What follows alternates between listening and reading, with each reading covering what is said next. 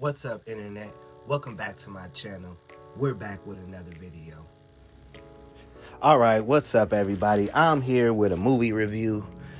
The movie is called Sinners with Michael B. Jordan.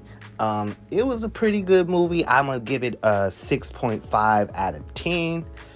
I'm seeing a lot of reviews where people are saying like, oh, it's the best movie in the year and it's the best movie in a while and all this other goofy ass shit. But check this out. It was a 6.5. It was slightly above average.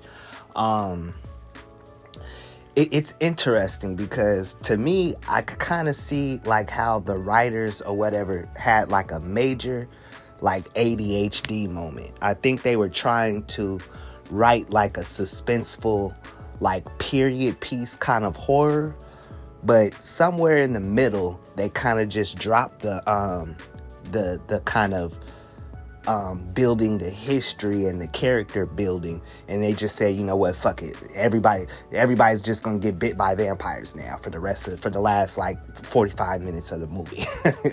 which wasn't bad like it's one of those movies where kind of like the Purge or whatever. It's just a people try to make it seem like it's some type of profound message in the movie. Yes, it does have some like, oh, white people versus black people type thing, but I will say that it wasn't too woke, because since it was like a 19th century like period piece, it does make sense that they had, you know, some racist elements in it and some, you know, some wokeism sprinkled in there for the period. But I will applaud it that they didn't really have like they didn't try to include the LGBT, and they didn't have a character that was a lesbian and all of this. You know how they just insert those unnecessary characters in a bunch of movies just to fill the like quotas of all of the diversity hires and stuff like that.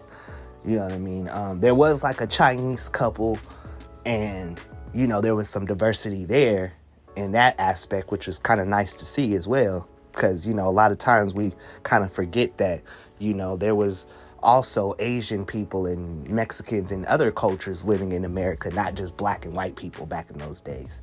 And that's what we often think, that it was just black people and white people in America, but it wasn't. So outside of that, yeah, it was just a pretty average movie. It's not something that I would like, you know, go see twice or anything like that. But yeah, if it's just, you know, you and your girlfriend or something on a date night and just want something to kind of like mindlessly watch, good movie. Like I said, I'd put it on the Purge, put it on the level of like the Purge or you know, like one of those just, hey, let's throw a movie on type of, let's just watch a scary movie type of movies. But to sit around saying that, oh, there's a profound message and you know, it was great acting and writing and all of that, like, no, let's knock it off. It was a 6.5 out of 10.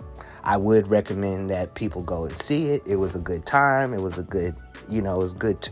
I didn't waste my time sitting there for about like, what, 2 hours? It wasn't a waste of time, but it's not a movie that I would, you know, sit around watching again and again, or, you know, having people over. Hey, you want to see this movie? Like, it's not that serious. But Michael B. Jordan did do a great job, and, you know, the acting skills was good, blah, blah, blah, blah, blah. But as far as a rating, 6.5 out of 10. All right, I'll be back with another video. Y'all have a good one.